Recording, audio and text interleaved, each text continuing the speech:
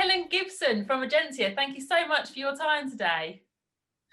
No problem. Hi, Amalia. Good to see you. And you. And I just thought, you are not only are you a family business leader yourself, Yeah. and you're obviously one of our wonderful members, and you do so much for the community of family businesses around the UK. But also, your family business is about change, managing change, transformation. Yeah. And over the years, you've learned so much about leadership and making transformation happen, and particularly in these times we're living in now, there's such a focus on resilience, isn't there? Yeah. And I just thought you've got so much experience in that, working with various, GP practices, healthcare services, the police force, prison services. I mean, you've worked with some pretty epic organisations, and there must be so many lessons from them. So I thought this talk that we could do together today would be so beneficial for anyone out there running a family business, thinking about A, how am I going to get through the next weeks and months? Yeah, absolutely, And B, how am I going to make sure that my business is stronger when it comes out the other side? Going forward, because we're all, essentially building something to pass on to our children or to leave some sort of legacy. That's the plan, yeah. That is. And, strike me down if I'm going to let blooming coronavirus stop me doing that. So I'm so grateful for you sharing your time today, but particularly your experience. So, I know you've got some fantastically useful slides, real practical people can do. And I love that you've called it Lessons from the Front Line, because at the end of the day, we are running businesses and we are looking after livelihoods of those people. There are people out there literally saving lives day in, day out. They make result in life or death. So in terms of resilience and leadership and transformation and adapting and being agile, there's got to be some stuff that we as business leaders can learn from that. So I'm really think we're going to have a fantastic session today. So I'm going to hand over to you. Because it's always fantastic with you, Amalia, so can't go too far wrong.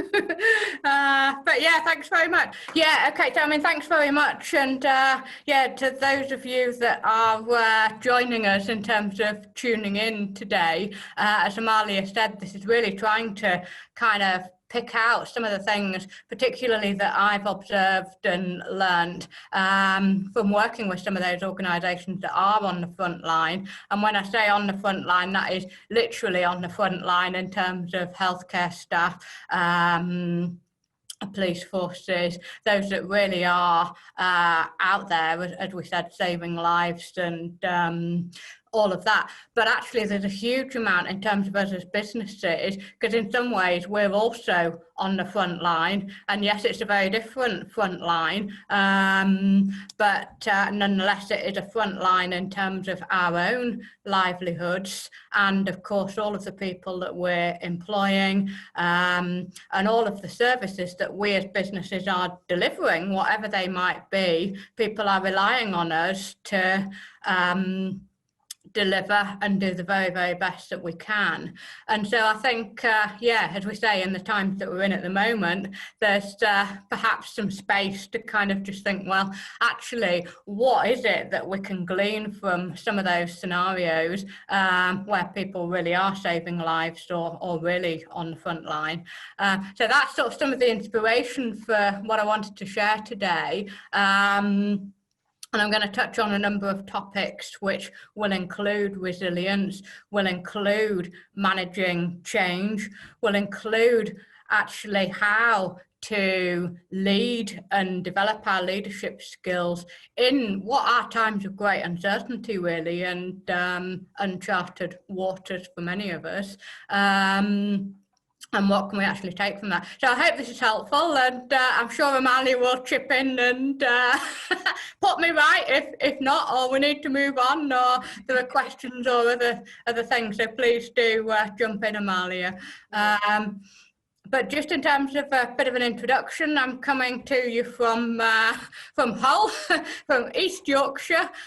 Fortunate to be right on the river by the Humber Bridge, and that is a great location. And again, just a symbol of the bridge, really, which for us has always been something we've drawn inspiration from in terms of actually having a bridge and a way forward and being able to travel. Yeah, so for us, and particularly today, being able to be in the office, that's really important.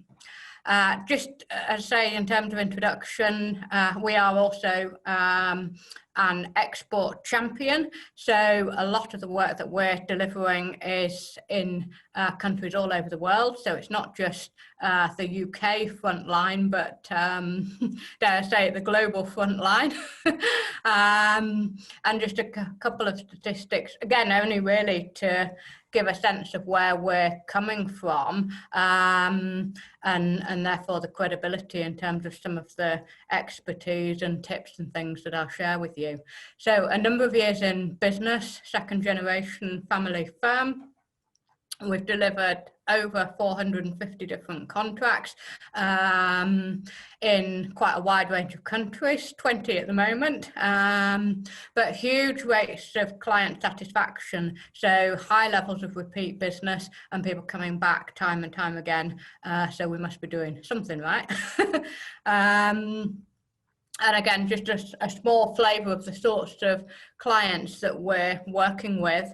And again, I do this just to share sort of where some of these stories and insights are coming from. It is very much from the healthcare settings, so working with clinical commissioning groups, NHS trusts, GP practices, pharmacists, all of which, as we know, are heavily on the front line at the moment, huge challenges.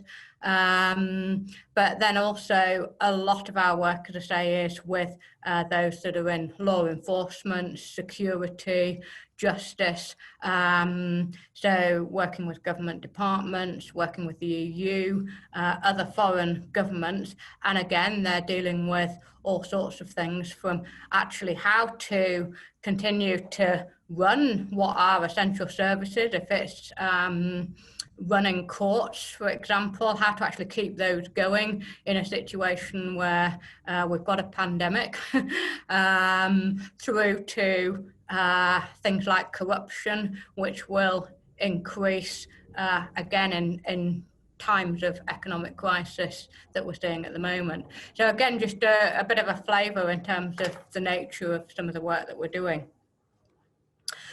So in terms of what can we learn from some of this? And I say I'm going to touch on a few things, but I've put this first slide in terms of making sense of the chaos.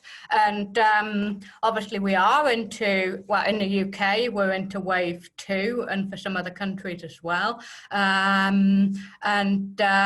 Really there's been little time, if any, to sort of stop and reset, kind of stock take, and really try and sort of digest what's happened in the first wave. But for those of us that have been able to sort of take a breath and look at that, these are just some of the insights that we've gathered from the first phase and where we are at the moment. So I'll try and just make a little bit of sense, or a tiny bit of sense, of some of the chaos that's been going on and continues to surround us in the work that we're doing and the operating environment that many of us find ourselves in. So it's definitely not all doom and gloom. That's the good news. There's been loads of stuff that's actually worked incredibly well, and actually that's gone better than it would do in normal times, and things that actually would never have normally happened. So just to kind of take stock of some of that and recognise that actually there's some real gems that have come out of the last few months. And that includes a huge amount of goodwill and energy that has been really clear from people right across the board. They've really worked hard to pull out all the stops in many situations. actually an increased performance and motivation, because actually we're really right up against it at times, and therefore a real motivation between people to, well, save lives or save livelihoods or whatever it is that we're actually dealing with. I think it's fair to say that many of us have got to know each other a little bit better than before, despite all the social distancing. And I say that because we've actually had a real insight into people's homes and families in a way that we've never done before when you just go to the office. So that's great. We've met the partners, we've met the pets, and we've seen into people's living rooms, which is actually a real privilege. So all of that is great. And the amount of transformation that we've actually managed to achieve in a whole cross-section of situations. And again, when you look at what the NHS and health services have actually managed to do, it's pretty miraculous. But again, you look at what other sectors have done on the front line, it's absolutely there. And that pace of change in terms of the acceleration and what people have been able to do and achieve is huge. Greater efficiencies, so a lot less time and money that's been spent on travel, and many other things as well. So a real saving for some areas. For some of us also, an opportunity for headspace, and I put leading to passion and hunger. Because again, if you're not commuting perhaps 2 hours a day or so, you are at home, there is a real opportunity there to kind of reflect and sort of, as I say, take stock.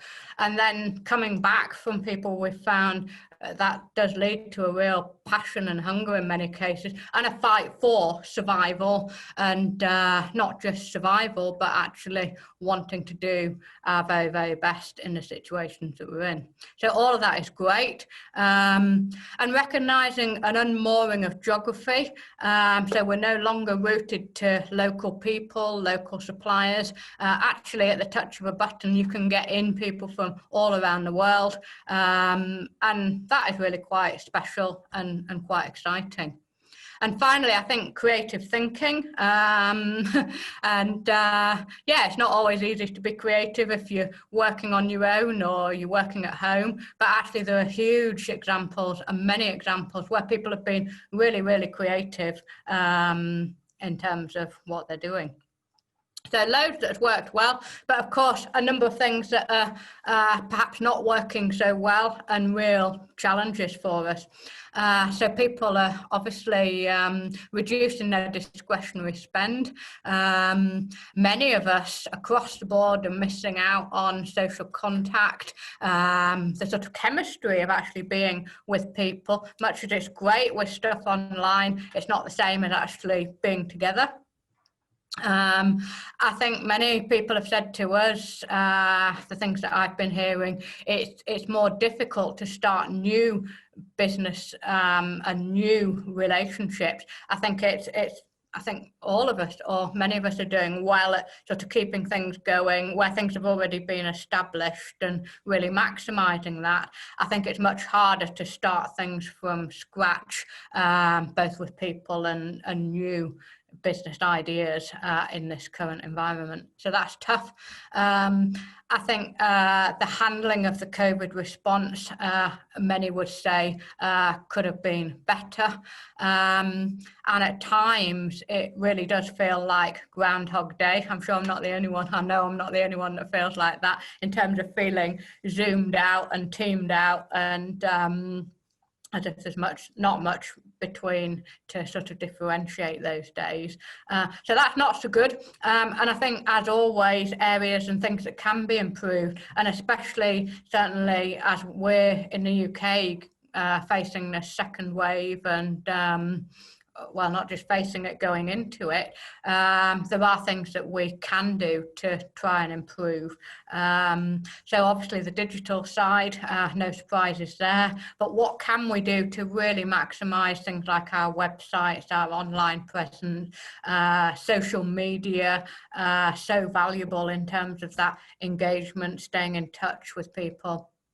But other things as well, you know, a halfway house between home and office work where it's possible to do so might be an improvement, not just for right now, but thinking much longer term in terms of actually how we do work.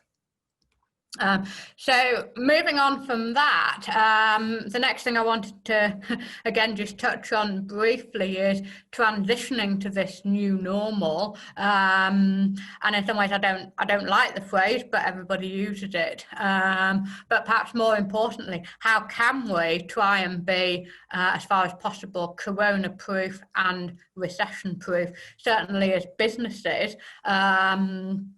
and as family businesses, we're so keen to do what we can to really try and reduce the risk that the COVID situation puts upon us, and obviously the recession and economic environment across the world. What is it that we can really try and do to, well, minimise the impact, the negative impact of those things?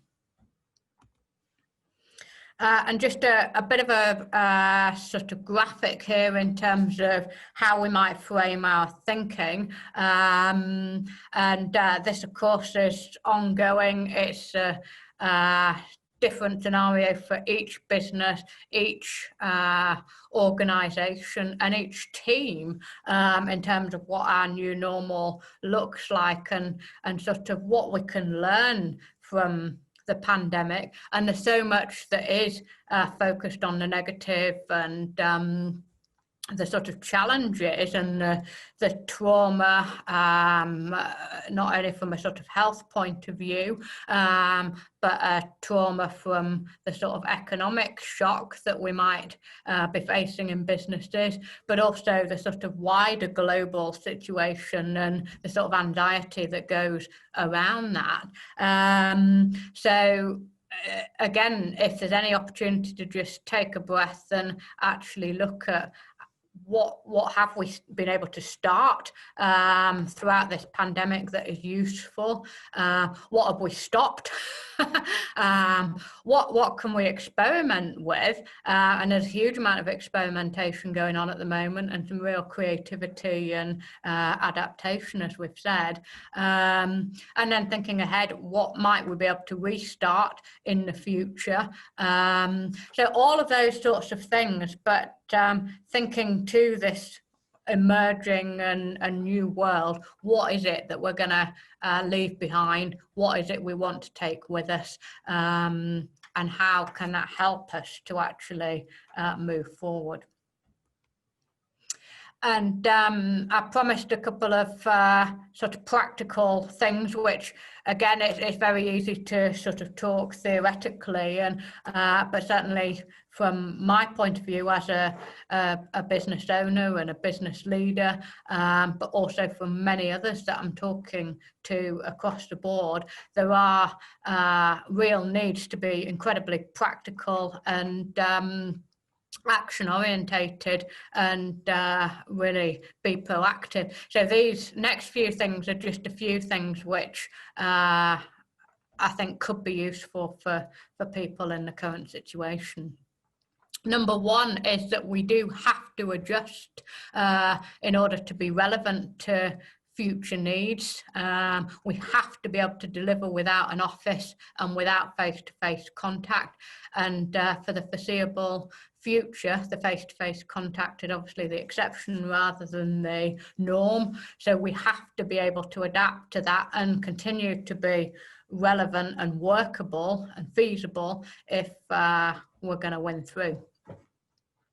Secondly, again, from a business point of view, doing what you can in terms of building those passive income streams. So things like like subscriptions, membership. There's a whole range of stuff you can do, but in a time where contracts are being interrupted, being delayed, being cut off, there needs to be, as far as you can engineer it, a diversity of income streams to spread that risk, so that even if you've got major delivery challenges, there are still things that are producing an income for you.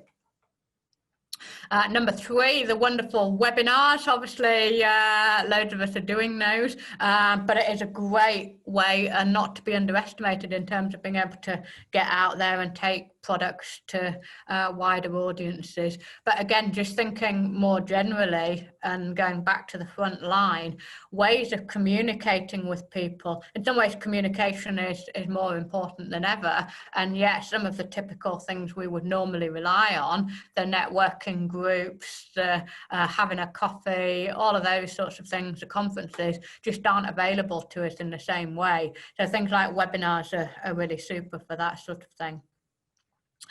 Number 4, diversify and innovate, and look at actually what will be essential going forward. There are many things that people either no longer need or can no longer afford, are no longer feasible. So what can we do to continue to diversify and innovate, and actually look for the opportunities that this presents to us? Easier said than done, but yeah, important to be alert to that. Number 5, and this is a good one, focus on corporate responsibility, and that's applicable whether you're a business, whether you're in a charity, whether you're, well, whatever organisation you're on, it's that corporate responsibility, and people want to feel emotionally connected. And I think, again, it's important to realise that people really will remember how you behave right now when we're in a sort of crisis situation. I think we've all seen situations where people have rushed to react to the situation we've got, and in doing so have perhaps upset people or behaved poorly, and that is potentially very damaging to reputations for organisations, but also to the people that are involved and affected, whether they're members of the team in terms of employees, or actually whether they're your clients. Or people remember and will look to see how you're reacting and how you're responding in this situation that is unusual. Number 6, take the time to invest in systems, and things like e-learning, e-commerce, all of those sorts of things, but actually make sure that your systems are enabling you as far as possible to continue to deliver in the way that needs to be done. A few other things, keep your equipment and supplies up to date. In some ways, some of this sounds very basic stuff, but if suddenly the office is completely shut down, or you're not able to travel or whatever, you need to try and make sure that you're as on top of things as you can be. Number 8, focus on your core strengths. And in some ways, this goes back to the earlier point in terms of looking for opportunities to diversify and innovate. I think the two go hand in hand, but to be careful not to suddenly diversify too fast or too hard, unless it's really right to do that, and really to continue to focus on your core strengths, and how you can possibly continue to deliver around those, whilst keeping an eye open for those new opportunities and ways to innovate. Around finance, there's obviously a whole host of things we can do. So the setting of budgets, the curbing of non-essential spend, things like billing as fast as you can, keep the money coming in. So again, I'm not a financial expert or anything, but these are just a few sort of practical things to keep in mind. Number 10, developing alliances and networks to create resilience, both in the capability that you've got, but also the capacity that you might have, particularly if people are going to be off work, in terms of isolating or being ill, and making sure you've still got that resilience with partners or other people in your network that you can rely on if you need them.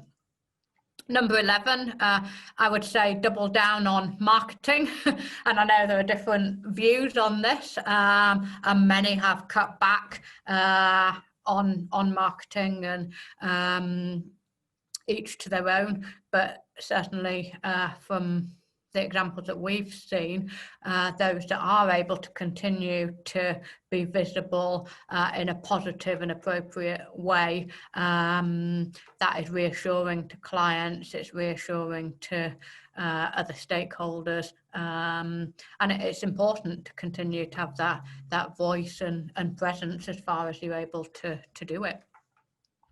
And in whatever way, as I say, whether that's webinars, whether it's online events, whether it's the PR, whether it's the social media, it all helps stay in touch. And number 12, again, financially, get the support that's available to you. Or at least be aware of what is available to you if you then want to take it up in terms of grants, loans, and other wider support as well. There is a lot that is out there, so do take what you need. Moving on, so again, a slightly sort of different topic, but coming right to the heart of leadership and resilience and self-care, not only for us as individuals, but then for our teams and those of us that we're working with. So again, just to kind of touch on a few points that hopefully are helpful and resonate.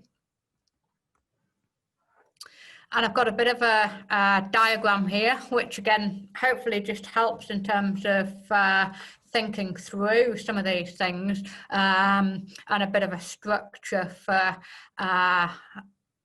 yeah, I don't know. It's something people always talk about, isn't it? In terms of, oh, look after yourself and look after each other, and I think that's very easy to say, and much harder to do. And knowing the people that I'm talking to, and say many of these are right on the front line and in incredibly difficult, demanding situations, actually looking after yourself and your team, it's very difficult. So people are working in situations that are very stretched. We're out of our comfort zones. We've been doing this now for months. There's no immediate end in sight in terms of when things might get easier.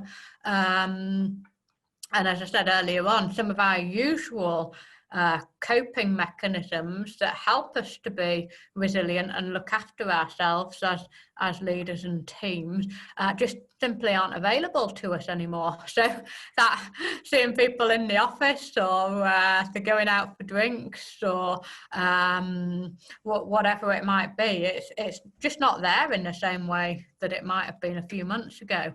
So this notion of and yeah, we're perhaps facing our most challenging time without some of that support that is usually so heavily relied on.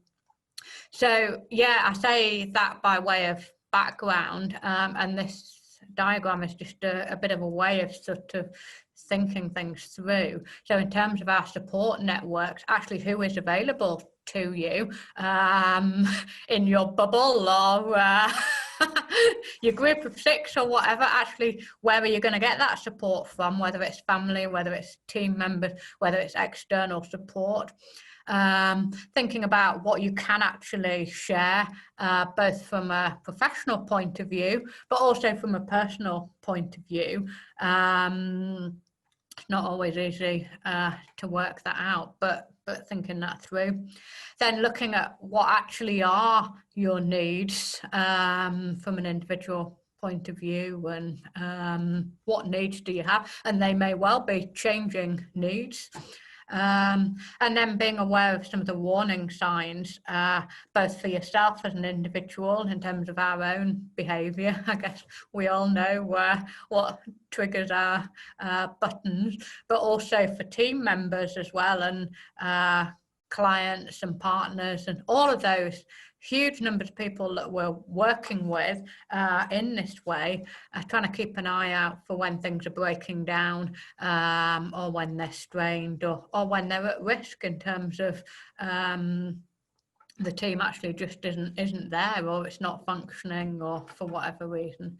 So yeah, just a bit of a framework, and then picking up a bit more in terms of some 10 thoughts, tips, if you like. In terms of self-care, obviously it always starts with yourself. It's like the warning as you get on an aeroplane, not that we're getting on many aeroplanes at the moment, but put your own life jacket on first before you start helping anybody else. So have we got our own life jackets on? What are we doing to look after ourselves?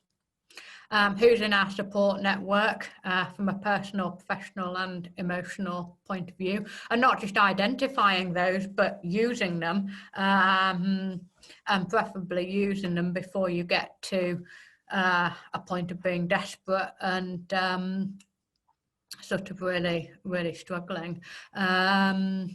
Look at where the negatives are coming from and how you can deal with that. The task needs, again, we come back, often we're so focused on actually just what needs to be done. And again, typically in the sort of frontline situations, it's very much focused on the task, things just need to be done. But then also looking at what are the needs of the group in terms of delivering that task, what's needed. And it's not necessarily just resources, things like money and practical stuff. It can be that personal support and relationships and a whole range of things that the group needs to be able to deliver. And then obviously our own needs. I think this is an interesting one, number 7, in terms of delegation and emerging leaders. And again, particularly at times of crisis, it'll be perhaps quite interesting and quite surprising what actually happens when push comes to shove. Some of us respond very well in these situations and really rise to the occasion and actually thrive on it. And, it really sort of sparks something in us, and we're at our best in these challenging situations, whereas others really struggle and are the opposite. So look to sort of see who is it that's coming to the fore at this time, and it might not be the ones with the titles, it might not be the ones you expected, but to recognise those and the potential quite different dynamics and changing dynamics that will bring as, well, some people step forward and others will step back. Individual coping, and again, just sort of being aware of, and this is again not easy when we're not actually together, we don't necessarily notice things in the same way that we would do if we're seeing people day in, day out. But what mechanisms are we using to cope, and are these healthy mechanisms, or actually are they potentially quite unhealthy ones, whether that's an increase in smoking, drinking, different medications, a whole range of things that people will do to find a way through and to cope with the situation that they're in. So just to be tuned into that and try and spot that if you can. bit of learning for the future. And again, this isn't always easy when you're firefighting and in the moment and just focused on getting stuff done or whatever for today. But try and capture what you can.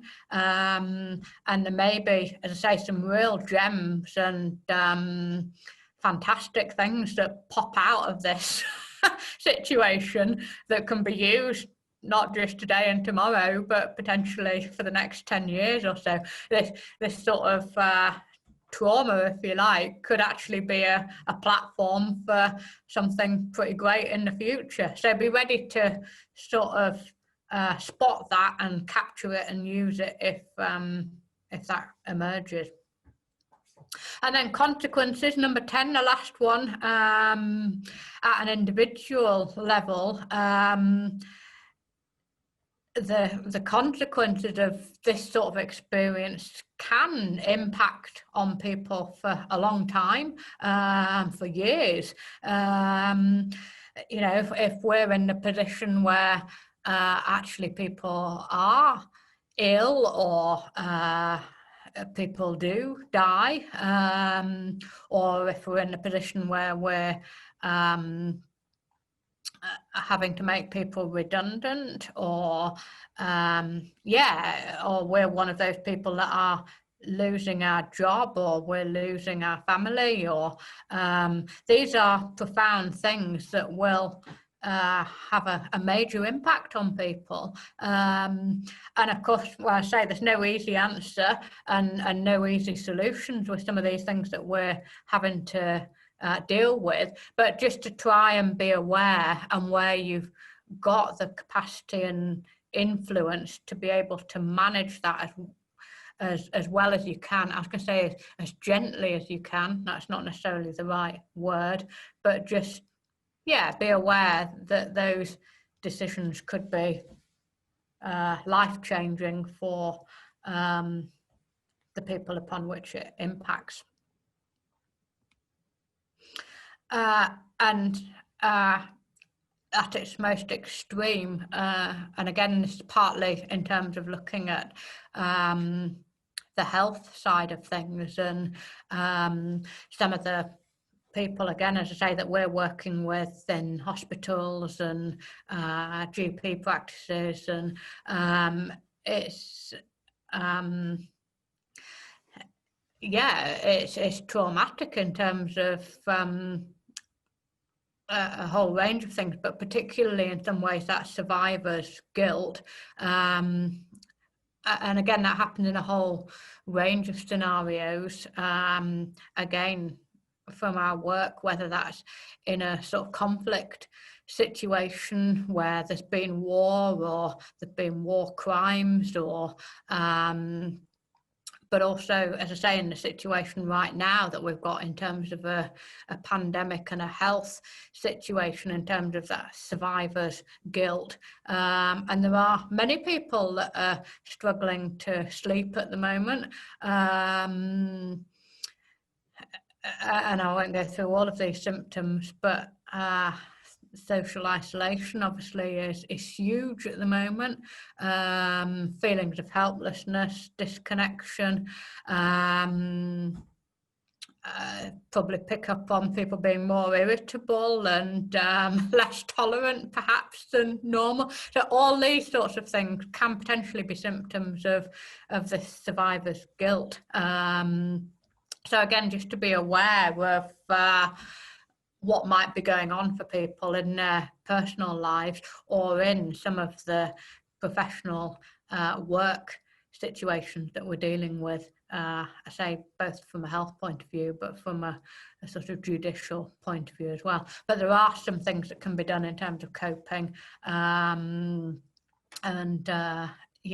are listed on the right hand side. Just briefly.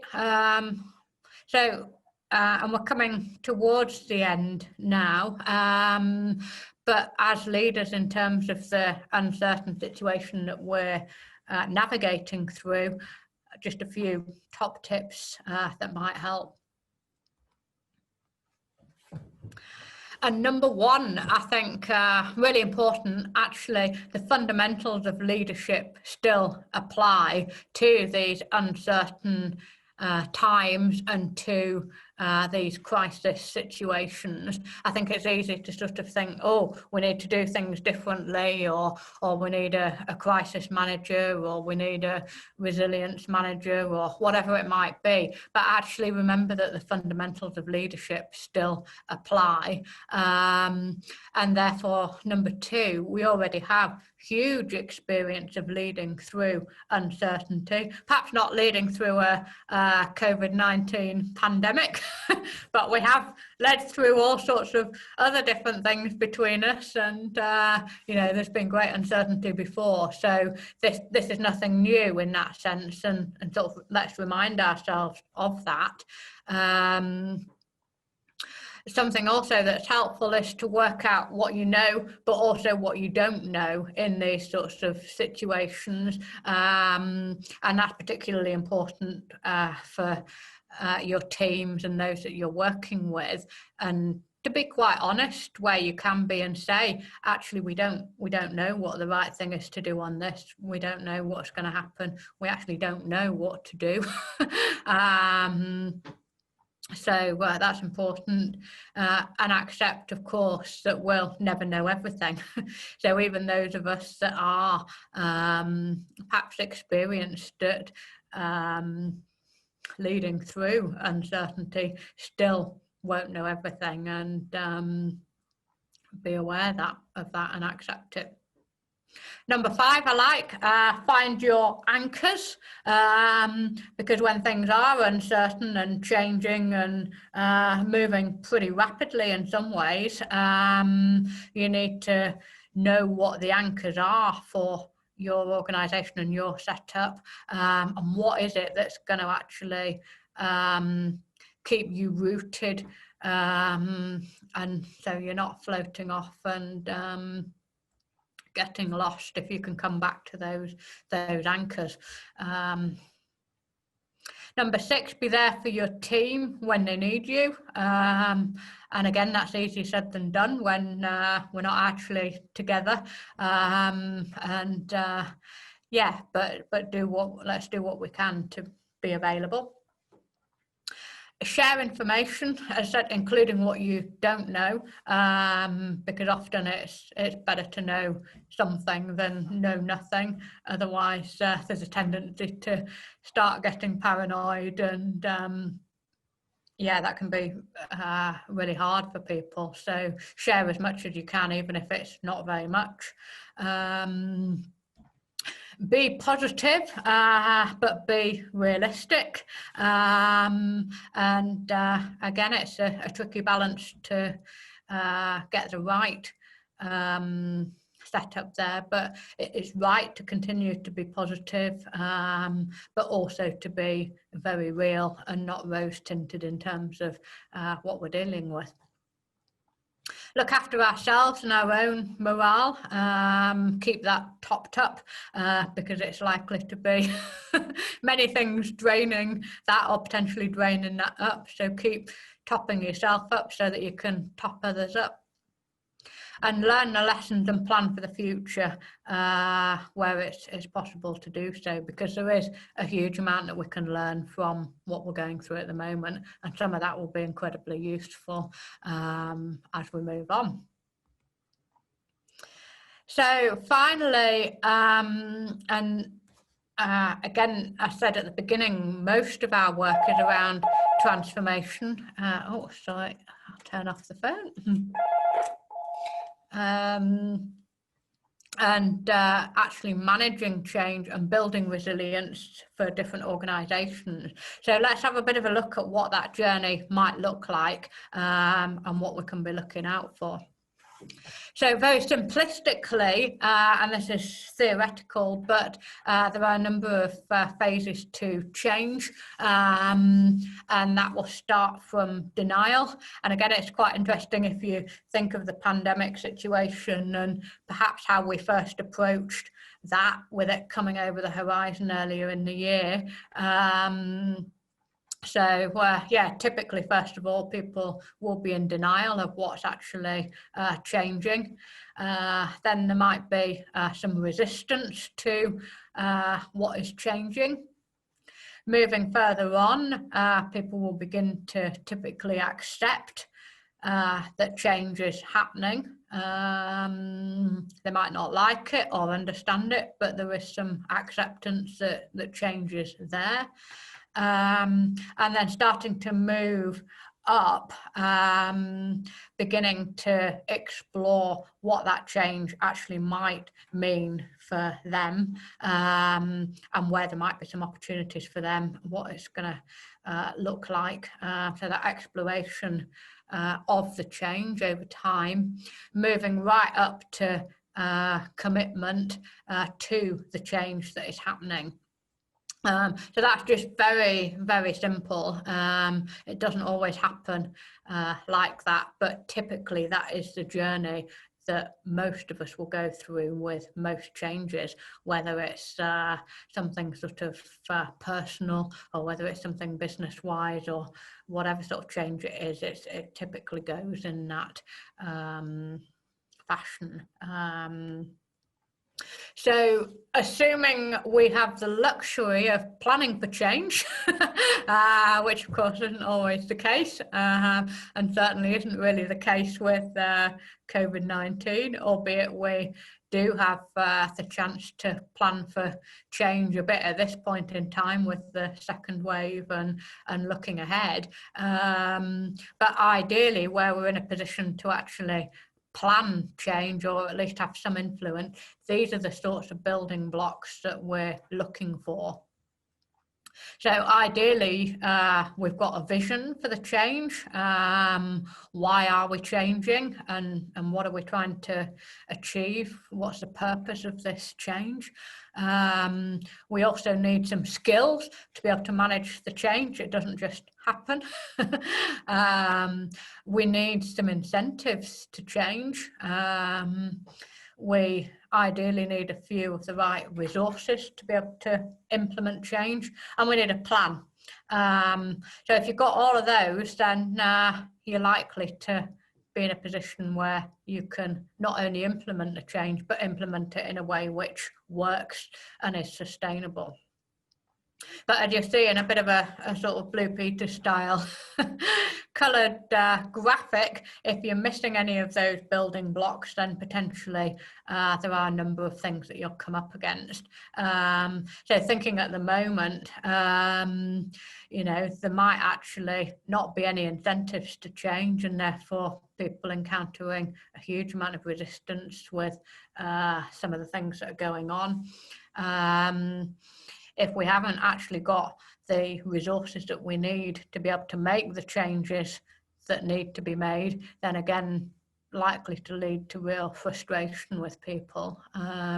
So again, as I say, it's just a bit of a tool, but something to keep in mind in terms of the influence that we might be able to have over some of the change, if not all of the change that is going on for us at the moment. And if we're going to be changing and transforming, moving to a new normal, we're going to have to work differently in one way or another. We're going to have different delivery models, and we're going to have to work pretty hard on our relationships and building those relationships, maintaining those relationships in the situation that we're in, where we can't really get together, and a real risk of voices not being heard, and potentially some quite important voices, and real risks of certain people missing out. So yeah, just to finish off with, actually, what can we do in terms of working differently, and a few things to think about. In terms of working differently, and again, perhaps no surprises here, but just to spell it out, digital is obviously absolutely key. being holistic and having those holistic systems that will work across some of the boundaries. And we can't work, like I say, we can't work in isolation. We're all working in isolation, but we need to have holistic systems that jump over those isolated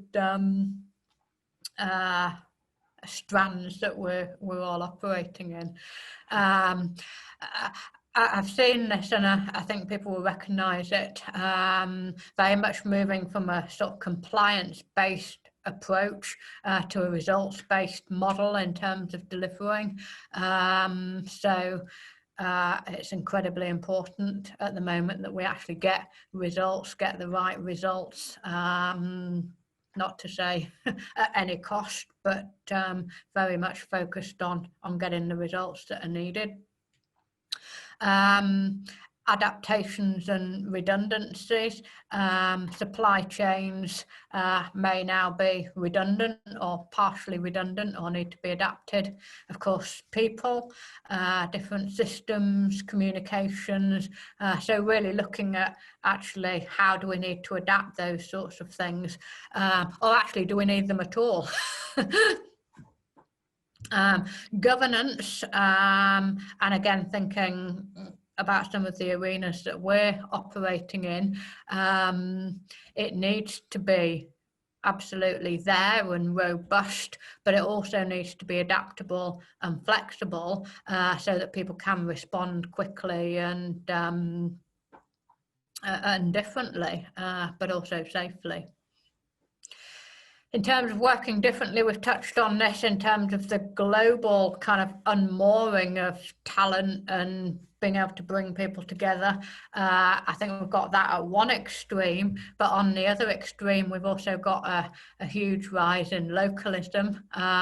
So it's marrying and holding the two of those together in a way that allows us to deliver for the best that we can. Multidisciplinary team delivery, again, particularly if we're down on staff, people have got to be able to do more than one thing and flex to the needs. And the final one I've put is reduced brand loyalty. And I think you could probably argue this either way, but from what we've seen in our experience, a sort of reduction in that brand loyalty, and actually people now just either need things doing, whoever can get the job done, or actually in terms of cost again. So yeah, no longer that same loyalty that might have been there a while ago. So relationships, and really sort of doing what we can to continue to engage and communicate as well as we possibly can with our customers, with our suppliers, with our partners, our wider stakeholders, with our team, and trying to be as creative as possible around that. It might involve being a bit more retro, or it might involve being a bit more high tech, whether you're sending something in the post now, perhaps a nice handwritten note might actually go a very long way to registering. Equally, I say some of the online events that are going on at the moment are fantastic. So whatever it is, and it might be quite a mixture, but do what you can to continue to stay in touch with people and yeah, remain visible. Keep prospecting, or as Amalia would say, keep hustling. Yeah, it may be harder because we're not out and about in the same way that we would normally be, but keep prospecting and sowing the seeds. And finally, on access, and I said about unheard voices, there may be genuine and very practical issues in terms of clients actually being able to access your products and services. So trying to make yourselves as accessible and available as possible. Okay, I think we're probably, like I say, probably out of time. But final thing was, in terms of being crisis ready, and again, a couple of top 10 tips. Hopefully, we're managing the crisis, and we've got through wave 1. But yeah, just a few things again, more generally, as I say, from some of the sort of emergency service type things that just might help. Number 1, keep things simple.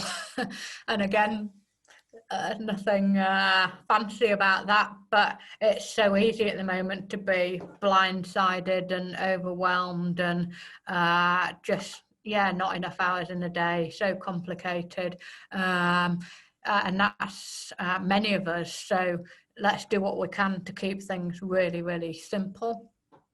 It's complicated enough, even when it's simple. Number 2, communicate, and try and keep that quick and slick. It is more of a challenge, communication at the moment. So keep that as spot on as you can. Better to over communicate than under communicate. Number 3, break things into bite-sized chunks. There's the old phrase about trying to eat an elephant, and keep breaking things down, because it does feel pretty big at times. So one bit at a time, one day at a time. Make sure you have a fuse in your decision making, and a fuse can be a range of different mechanisms. It might be sleeping on it, it might be taking time out, it might be phoning a friend. But I think in this sort of crisis situation, it's very easy to, as I say, rush into decisions, or but actually that can be very dangerous, and there's a lot to be said for putting that fuse into the decisions that we're making. Maintain ethical decision making as well, and that ties back in with the point we made earlier in terms of people will be watching, people do remember, so maintain that ethical approach and it'll pay dividend. Number 6, identify priorities and actions, recognising, of course, what we can do and what we can't do. Many of these situations are out of our hands. We could be the best, whatever it is in the whole world, and still not be able to, take control of this and do what needs doing. So yeah, just recognise what we can, and let's influence what we can, but also acknowledge what we can't. Recognise that it's an emotional time, not just for us, but for everybody else as well. So try and give people mileage on that, and recognise and appreciate that. Focus on the people and your own self-care. Number 9, these are the sort of hygiene factors. So for those that are aware of Maslow, the health and safety thing, the keeping people happy, doing everything we can to make sure that those essential things for people are in place. And if you can do anything over and above that, then great. But let's try and at least keep the hygiene factors in place and there for people. And then finally, number 10, the importance of discipline, resilience and organisation. And again, I think it's very easy to get caught up with the firefighting and rushing to do things, that sort of thing. But trying to sort of remain disciplined and organised, and that will help in terms of maintaining that stability and sustainability for the situation. Okay, so that is everything, and hopefully that is helpful. Helen, that was phenomenal, absolutely phenomenal. I mean, All right. I have written pages and pages of notes already. Yeah. Oh. Written a dissertation on building resilience. So Oh. there was so much there, Helen, and I wanted to just go over a few points with you, because I think for the audience, it's, you know, sometimes it can feel like it, like we've been said in the paper so many times, is it lives or livelihoods? And actually, when you're running a family business and you're, Yeah. you know, the people you employ are either blood related or basically Yes. there for their entire lives. The two are very, very intertwined, aren't they? So Yeah. I'll Yeah. pick up on a few points that you said. So, you know, first of all, someone said to me the other day, what would your business plan look like if you wrote it today and had to present it to a bank manager tomorrow? And Okay. Yeah. Yeah. I mean, Yeah. first of all, when was the last time any of us actually wrote a business plan? Well, we've just done our 3-year strategy, Well, Amalia. good for you. But I think, you know, actually it's a really good exercise to do, because it will help you take stock of, you know, what you have had to change and adapt. And like your very, very first slide, what have we started doing? What have we stopped doing? And which things are we going to carry on into the future that actually this crisis has, you know, helped our business evolve and develop things that are actually going to make us stronger for the future. So Absolutely, yeah. I think a really good exercise to go through, like, you know, you've just done. Yeah. Present your business plan to a bank manager tomorrow. What would that look like? You know, because it could have been a business plan you had 12 months ago.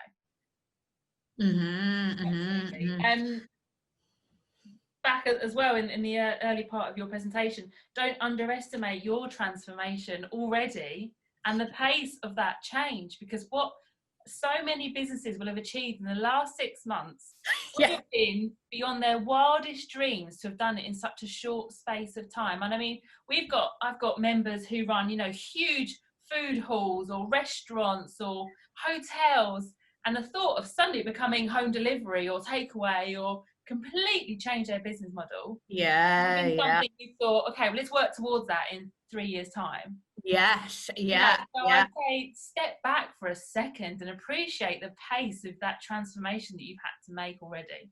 Yeah. Oh, and you're right. It's absolutely huge, and that's the same for, well, like healthcare, things that they've been trying to do for 10 years or longer, and they haven't managed to do.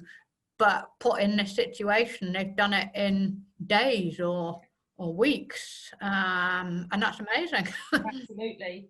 I really loved what you said about, you know, building passive income streams. Now, we are a case in point for that, in that 2 years ago, we were an events company. And of course, you've spoken at our events, you've been to our events. Where the magic happens, and I love those. But I also recognise, and perhaps this is the thing about being the next generation, and I also recognise that it wasn't a sustainable business model for the future. So what we started to do was to generate content like this and to be able to deliver it digitally online where anyone can access it anytime. Yes. You know, and I think that's really important what you say about having diversified income streams and not taking away from your core business and what you're really good at, but maybe thinking of other ways of packaging it. So let's take, I'm a cake shop. I make the most fabulous, I'm used to baking. But I wish we did. Now there's an idea. Say I make the most fabulous cake. Cake business. And I've got this beautiful cake shop and a little tea room. And then boom, the COVID-19 pandemic happens. I'm open, I'm closed, I'm open again, I'm closed again.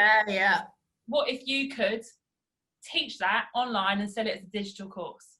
What if you could launch a cupcakes to your door monthly subscription? You know, and not only is that great to help keep you going whilst the cake shop is shut, but say you're open again, that's a whole other stream, isn't it? Revenue stream. And you've already built then the infrastructure and the resources and everything that needed to have happened. You did it at a time of crisis, but actually could keep you going into the future. And it's potentially the way forward, and absolutely, Who doesn't want cupcakes to their door every month? Sign us up. We're in. Something else you said about getting faster payments, get your money in, and I don't think I'm alone in saying that, the last 6 months or so, and it happens normally, but it's sort of amplified really, get people chasing their money. So all you've got is an inbox full of suppliers chasing their money, chasing their money, and it can raise your levels of anxiety, I think, when everyone at once is after their payment. And I think it can really pull you down as a leader in what you should be focusing on. And this is what I've got a wonderful investor, and he said to me, Amalia, you go out and get the money in, and then you can pay the money out. But someone's got to be out there getting that money in, and you need to use your energy to focus on that. Yeah. Get that money in, get it billed, get it collected, get it into your bank, and then you can pay your suppliers. Yeah, absolutely. You are stressing and worrying about paying these bills. The money's not coming in the top. So you're not doing anyone any good. No. As a leader, it can feel, it can really increase anxiety and stress levels, and getting that knot in your stomach, and it really made a difference to me when he said to me, Amalia, you just go out and get the money in, and the rest will come. Well, you're good at that. It's true, though, isn't it? It's absolutely true. I think, obviously your experience working with frontline people. So, if we think we've got leadership challenges, imagine trying to be a consultant in a hospital, leaders of the police force. I mean, it doesn't even compare, does it really? But what I love about what you shared today is we're able to take some of those lessons and what those extraordinary people, and quite frankly, they are extraordinary people, what they have had to develop, of course, over years, but they've had to implement that in a very short space of time. And there was no precedent for them to follow or copy. No. And I love that, what you've been able to share with us is what some of the very, very, very best examples of leadership, what is happening right there, and how we can implement that in our family businesses. Yeah, and I think it's inspirational, and there are many parallels, and I mean, they are the most resilient and robust people and organisations. We can take something from that, and if they can do that, then we can do this. Absolutely. The emerging leaders, I love the way you put that. So, like I say, there'll be people that step up and there'll be people that fall back. Yeah. And the other thing about being a leader of a business is you feel like you have to do it all. And in times of crisis, when you're supposed to be focusing your energy on getting the money in, keeping the business afloat, making sure jobs, it's also lingering, certainly for me, in the back of my mind, but are my team happy? Have I asked so-and-so about their family? Yeah. So if you can identify, and I quite like thinking of them as cheerleaders, if you can identify some cheerleaders in your business, someone who is keeping team morale up, who is organising the business quiz, who is is sending out the thank you gifts, if there's someone else that you can rely on to step up, it gives you peace of mind, doesn't it, in the back of your head, that stuff is being looked after. No, I think that's really important. And again, when we're in a position of trying to do that day in, day out, actually all of us have difficult days, and you can't be the leader or the cheerleader or the optimist every day. But if it's not you, then, as you say, there's got to be someone else that can. And it's worth almost making it official, isn't it? It's worth saying to them, look, you have really stepped up recently, and I don't know how we could have done this without you, and I want to recognise that, and I want to make this part of your role. They will love it. They'll be doing it because they do it naturally, because they enjoy it. Yeah. Oh, that's right. Yeah. Or not even realise that they're doing it. And So I think that's really important. It's rather than sort of, like you say, working in isolation. Like you've got to do all and be all and know all. There will be some people who are desperate to step up. Make most of that now, definitely. Survivor's guilt. Now, obviously, nothing as extreme as suffering from PTSD or surviving a sort of life-threatening crisis or seeing that happen to someone else. But I have spoken to so many business owners who have said they almost feel uncomfortable and insensitive for being out there marketing their business, or for winning a new contract, or for, you know, for surviving. That's an all actually doing very well out of this situation. Yes, you know, and I think we need to somehow get past that and realise that actually we're all just working to survive and thrive. And actually, if we don't thrive, there's not going to be an economy left to save. Absolutely. You know, there are over 4 million family businesses in the country. So if we can all just do our bit to get through this, to survive and to thrive, then the country's going to be better off.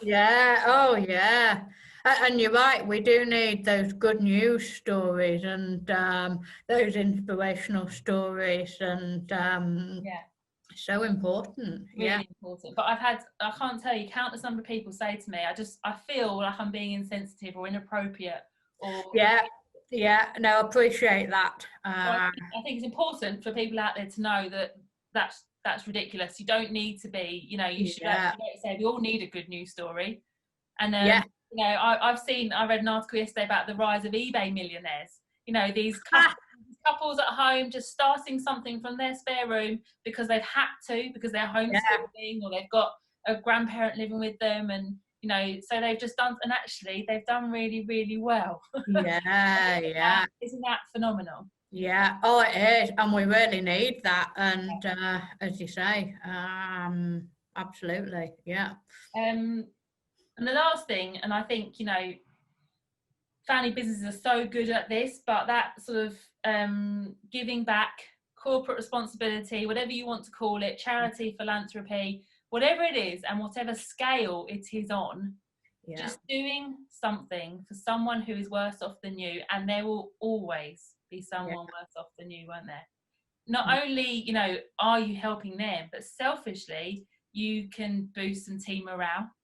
It'll give people a reason to re-engage if they've been sort of lurking in the background at home in isolation.